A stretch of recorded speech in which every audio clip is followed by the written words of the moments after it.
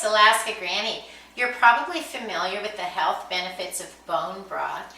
We know that it's rich in nutrients and minerals, and it gives our body all kinds of nutrients that we don't necessarily get from other kind of foods. The bone broth that you make is full of calcium, it's full of glucosamine, chondroitin, and gelatin. Those are the minerals and compounds that help repair your connective tissues. So making bone broth is a wonderful thing for your health.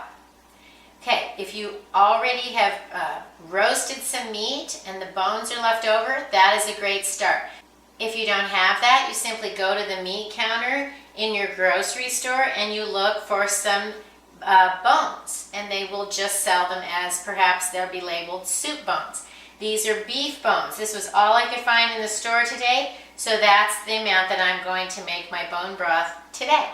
So if you are starting with raw bones, you need to roast them. You need to roast them at 400 degrees for 1 hour, because otherwise if you begin to make your bone broth from raw bones, your broth can end up with a sour flavor that nobody will enjoy and isn't just as good for you.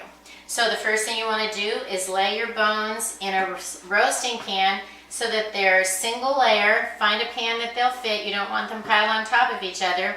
And then place them in the oven for 400 degrees for 1 hour. The bones have been roasting for 1 hour, and it's time to take them out of the oven. Remember, they're very hot, so use your pot holders.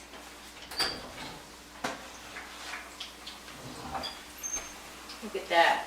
They're all nicely browned and crisp, and lots of the fat has dripped into the bottom of the pan, and so that is going to be discarded. We don't want fat soup, we want bone broth. The next step is to put them into the crock pot and allow them to cook for up to 24 hours to make your bone broth. So I've already had some filtered water. I've been having it on low since I put this in just to get it going, and I've lined my crock pot with a crock pot liner just because I don't like cleaning it up. I'm going to take the whole bone and I'm going to place it in the water.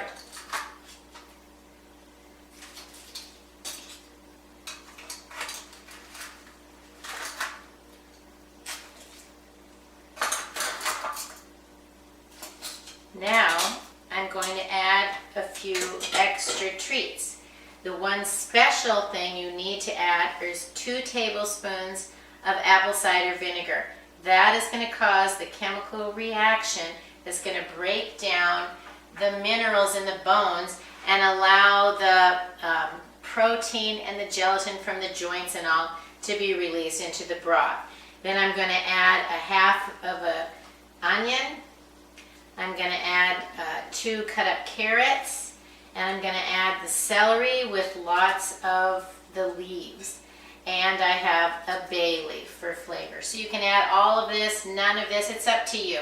Then I'm going to add a little more filtered water to make sure everything is doused nicely, almost to the top of my crock pot. And then I'm going to put the lid on it, and I'm going to cook it on low for 24 hours and have the most delicious broth ever. My bone broth has been going for 12 hours. And normally we don't lift the lid on a crock pot, but I wanted to show you how it's doing. You can see that the vegetables are soft. It's been bubbling around, and the bones are, the meat is all being released off of the bones. But you don't just want broth, you want bone broth. So see, the bones are still hard. We want to keep cooking it until the bones are crunchy so that all of the minerals are released from the bones. This broth has been cooking for 24 hours, and you can see some of it has evaporated, and the bones are still very hard, which means it's not done. We want all of the minerals and nutrients to be released from the bones. The larger and denser the bones, the longer it will take. I'm going to add a little more filtered water just to bring it back up.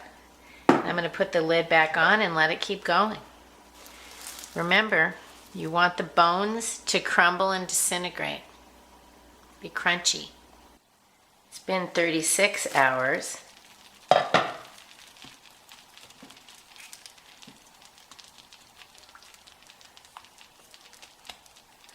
Bone is still hard, so you want to keep cooking it to get all the minerals out of it.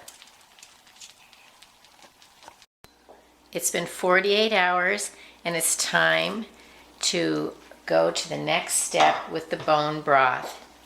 You can see everything has sizzled and bubbled together. You want to make sure that everything has given 100% of its essence. The vegetables aren't designed to be eaten like soup.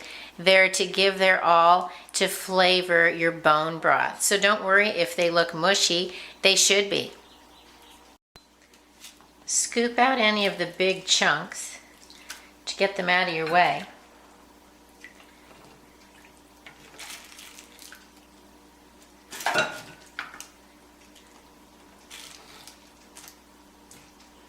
And now you're going to strain the rest of it.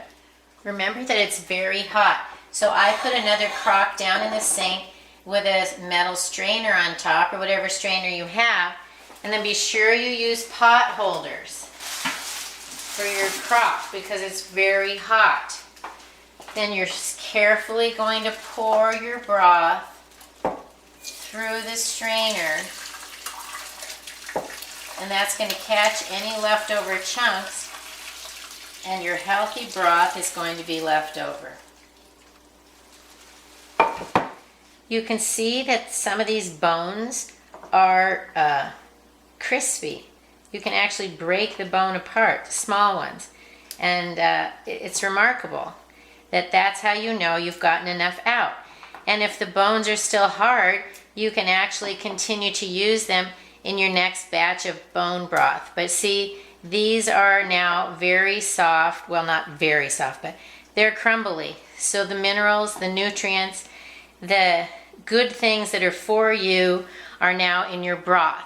If you're expecting your broth to gel, then you need to make sure you have lots of joints in there because the gelatin part comes from the joints. Ladle your broth into clean jars or containers. Let it cool a little bit first. And then you can keep it in the refrigerator for 3 or 4 days. You can freeze it for longer if you like. It just depends on when you plan to use it. Bone broth is healthful, delicious, and very simple to make. All you need are some bones, some water, a little vinegar, and some thyme. Try making some healthful bone broth out of beef for your family. And please subscribe to the Alaska Granny channel. Have a wonderful day.